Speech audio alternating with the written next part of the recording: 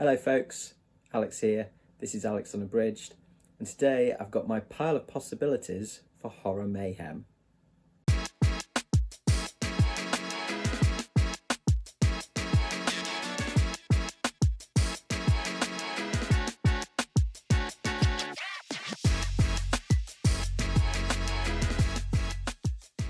So welcome back to the channel if that is the case. Yep, Horror Mayhem. Didn't realise this was going to be a thing until a week or so ago, and then saw it pop up, having thought to myself, I'll have a nice light reading month in May. And yeah, I can't resist. So yes, this is a pile of possibilities rather than a TBR, so that I don't overface myself too much. If I make it a TBR, then I will kind of get a bit down on myself if I don't get through it all, and I will also kind of like just overdo it in terms of trying to get things done. And so I'm making it a hope to read or a pile of possibilities, just to give myself a bit of breathing space on stuff, because I do have other stuff on my general TBR for the month as well. So the general TBR, by the way, is already out. If you want to take a look at that, I will link to that video in the description. But I've decided to split them up and just do it a little bit easier if I make this one just about the Horror Mayhem stuff. So let's crack on. What have I got on my pile of possibilities? Most of the stuff that I've got is stuff that I already have in stock, so to speak. I don't intend to spend a huge amount of money buying stuff, you know, just to read for this event. I've got plenty of stuff on the bookshelves that I need to get through. However, you know, I can't resist spending a little bit on a couple of things that I do really want to read. But generally this is all stuff I've had sat around for a while, or it's stuff that I bought very recently. So first up, we have got The Yellow Wallpaper by Charlotte Perkins Gilman from 1892. I found this when I was clearing out the bookshelves. I kind of went, oh, what's that? That's not mine. It turns out it's my wife's. I think she had to read it for A-level and she kept hold of it, and I'm glad she did, because I'd not come across it before, and read the back of it, and Googled it, and kind of went, oh yeah, actually I think I'll give that one a crack. I very rarely read anything from, certainly, you know, prior to the 20th century, and generally, you know, it's kind of 1960s, 70s onwards for me. But I want to try some more classics. I have tried a few, like science fiction classics things, and found that I actually quite like them. So I need to try a few more. So this one is very short, 64 pages, and so it fits within the Horror Mayhem kind of general guidelines of short works under 250 pages. So that's certainly well within that. So I will give that one a go. It's I think it's kind of a story of sort of you know, enforced confinement and, you know, kind of mental health and all that kind of stuff, basically. So it sounds quite dark. So yeah, it sounds very, very interesting. So yes, that's the first on the list. Then we have The Bloody Chamber by Angela Carter, which is several short stories. But the entire collection is only, I think, 149 pages. So I, you know, could get through all of these, could get through just some of them. I can pick and choose a little bit. And yeah, I've got another Angela Carter on my TBR for this month, for my Adventures in Genre series. And so I thought, well, we're doing one Angela Carter, why not two? And this is a recent purchase for me as well. So it's, you know, dig into something that I've bought recently. And every time I see this pop up on BookTube or elsewhere, it's always, you know, with glowing reports. So yes, so I'm definitely going to read some of this, if not all of it. Next up is one that I've had on the shelves since Christmas, but haven't dug into yet, and that is Japanese Ghost Stories by Lafcadio Hearn. I doubt I'll read the whole thing of this. This is, I think, 213 pages, so it does fit within the general guidelines. but I will. It's short stories, so this will be a good opportunity for me to kind of pick a few out and give them a go. I know very little about these stories or about kind of the culture, Japanese culture and Japanese folklore. So yeah, I do want to dig into this. I think it'll be extremely interesting and probably very, very creepy, because what little I do know of sort of Japanese horror and Japanese folklore and things like that, it's very different. It's unnerving to me. So yes, that'll be an interesting expedition into something culturally very different from what I'm used to. Then we have got Legion by William Peter Blatty, the sequel to The Exorcist. I've been thinking about The Exorcist again recently, the book, not the film. Film terrifies me. Yeah, I had bought this in a secondhand bookshop only a few weeks ago, and this is 250 pages, so it just fits within the guidelines. So yeah, it was sat on the shelf and it's been winking at me to read it. So now is the time. Next up is one of the trashy horror novels that I got a few weeks ago, which is Pestilence by Edward Jarvis. Don't go near the water. I wouldn't if I'd seen that. Yeah, this is one where I don't like the front cover of this, but I do like the front cover, and I can't explain it really why. It's strange, but it intrigues me. It's a morbid curiosity of what is this about. It's about killer lampreys, which are anyway. But yeah, I'm enjoying that kind of slightly gross sort of animal attack type stuff at the moment. So yeah, this one's been winking at me from the bookshelf, and I'm like, yeah, I can fit that into Horror Mayhem potentially.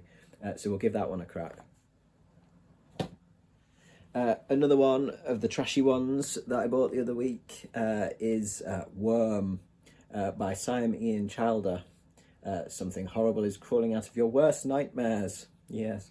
I read Slither the other day. I just finished it last night, in fact, by John Rankin, which is about killer worms. Different sorts of worms. They were more like slow worm type things, like almost snakes. But I'm really enjoying that kind of stuff at the moment, and obviously got a worm theme going on as well, because I really want to read this. I love the cover of this as well. It's one of those where, yeah, the cover's kind of, again, winking at me, saying, read me. So yeah, that one's gone on the list. That one is only 192 pages. Right, away from the trash and into one of the mainstream horror writers still, and that's with Stephen King and Skeleton Crew.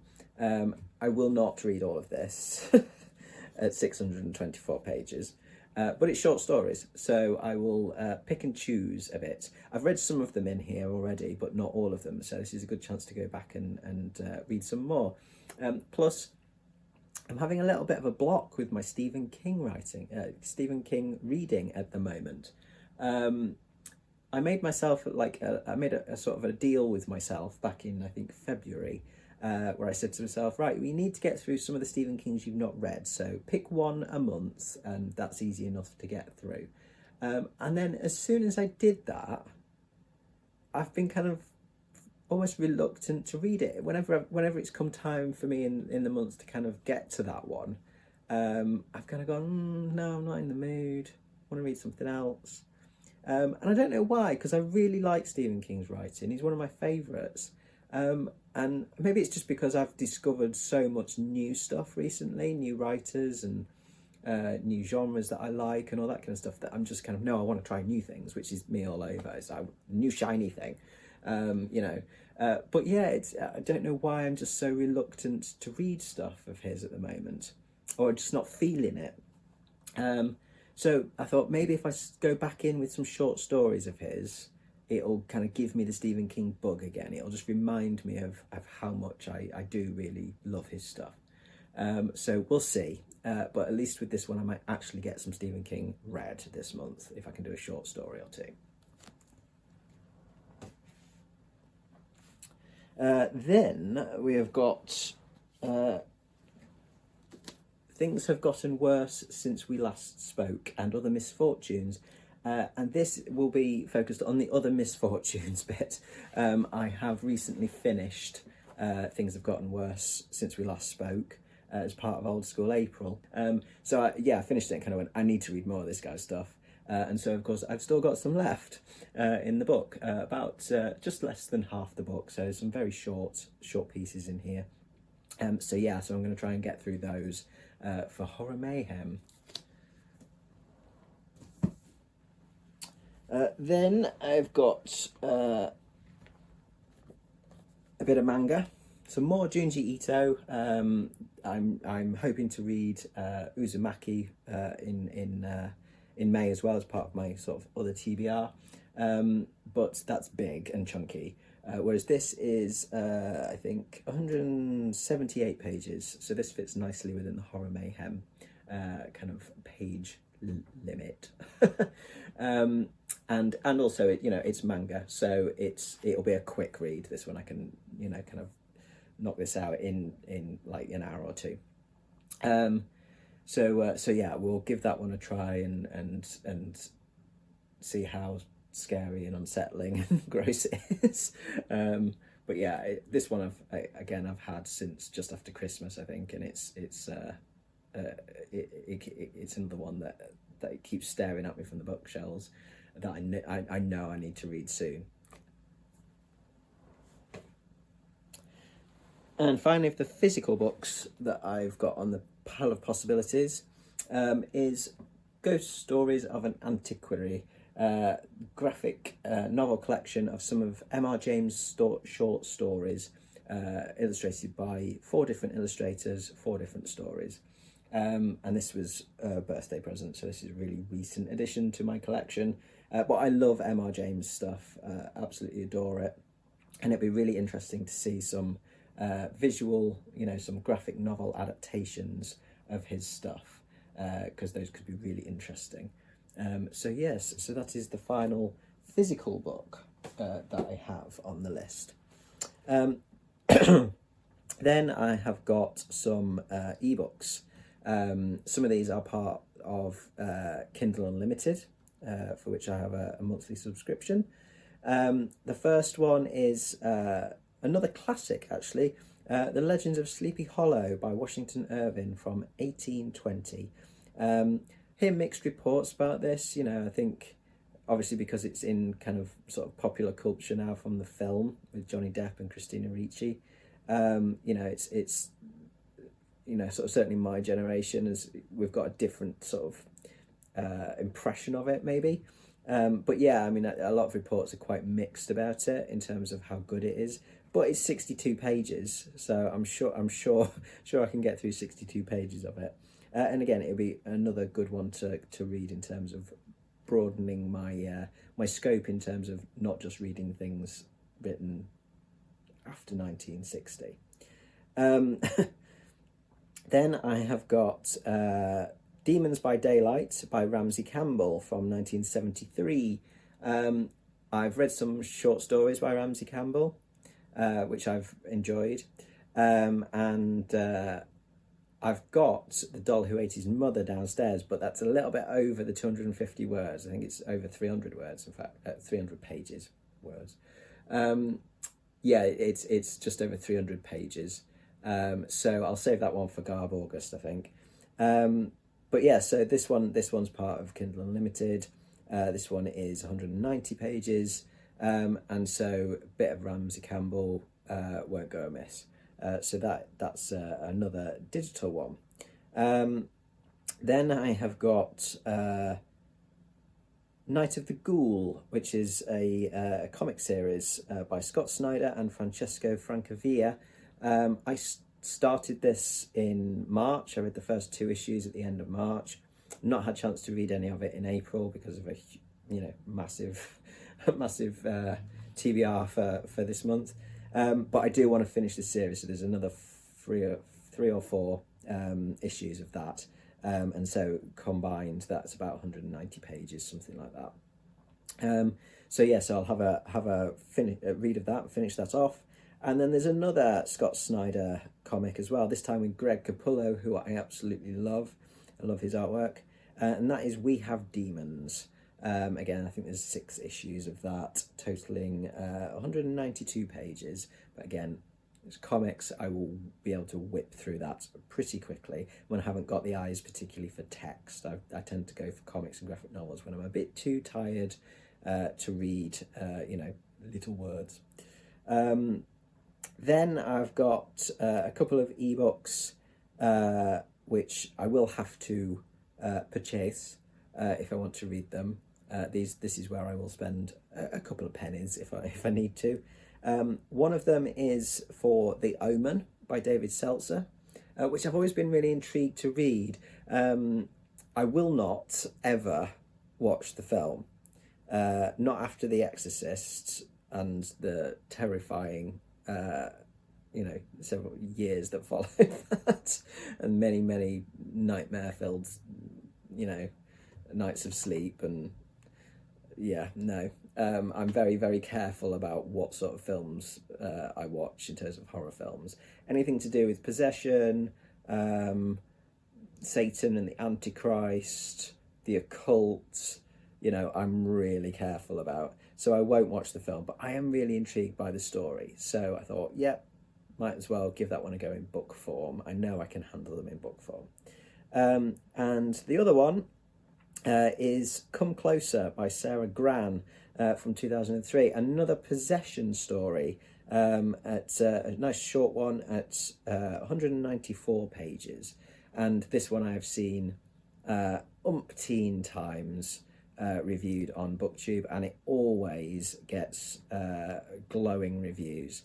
It's been on my wish list for ages, and this feels like a really good chance to read that.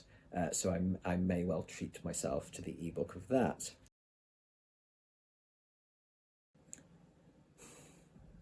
Okay, it's a day after I finished filming the video, and I watched some BookTube this morning.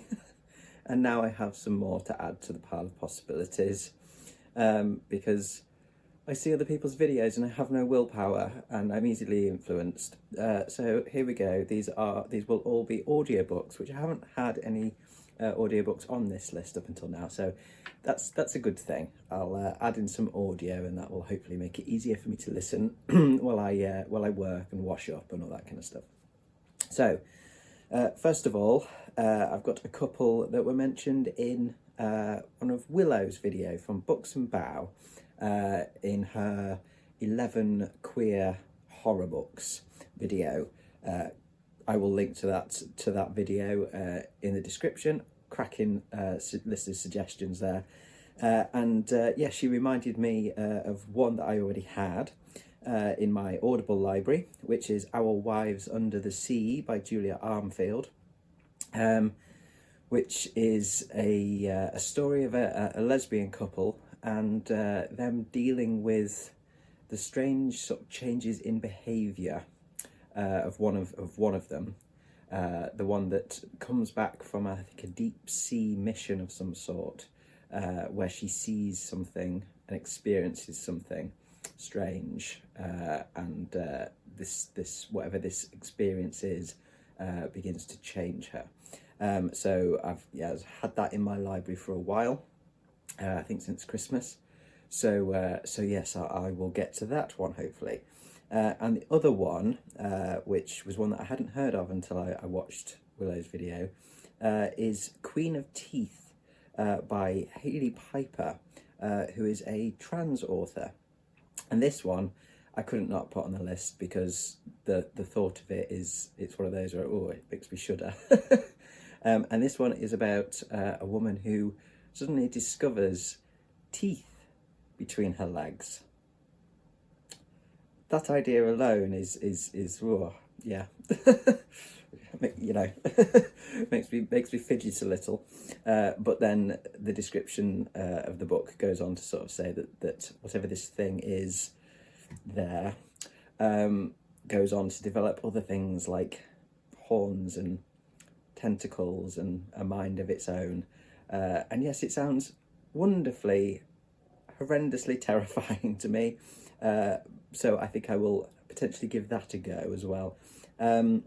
If I don't get to those two, those will trip into June when I read some LGBTQIA plus books, because those will fit in nicely for that as well.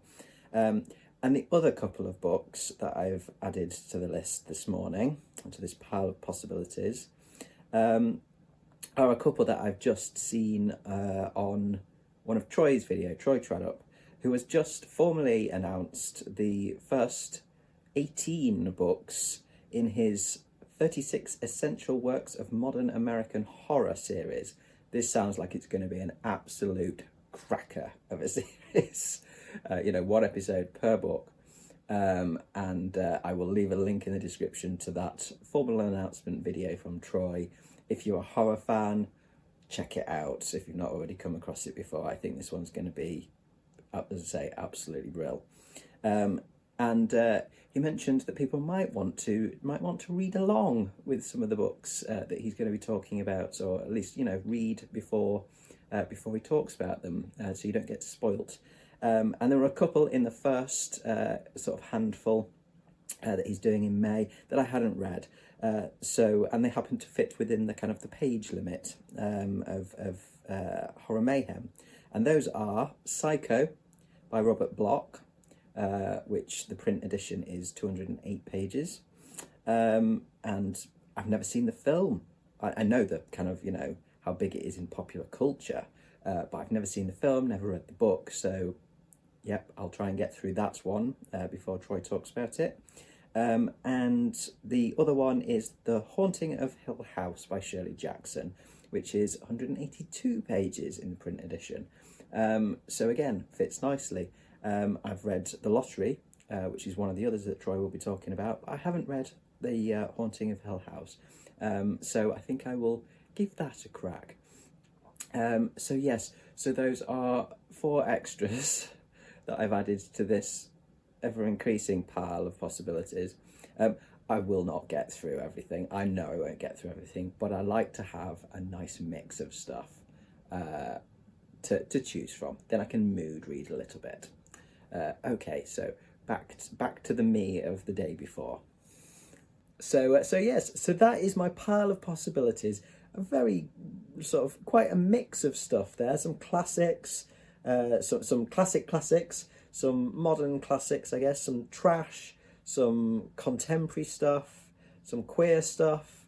You know, there's some comics, some manga. You know, I've got plenty there that I can just, whatever my mood, whatever I've got the eyes for, the brain space for, I can just pick something out, and I know that it's going to be nice and short as well because of that really good kind of page limit, so to speak. I think that's a cracking idea, actually. That really kind of means that I can, you know, kind of get a good taste for lots of different things in the month.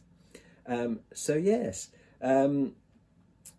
So do let me know if you're taking part in Horror Mayhem. Do let me know what you're planning on reading. What what your most anticipated read for you is in May. I will be back soon with more bookish ramblings and wrap-ups and all that good stuff next week, and a little discussion video on Sunday. But thank you very much for watching today. Do consider giving us a like and subscribing for more content coming very soon. But from me, for now, that's ta-ra.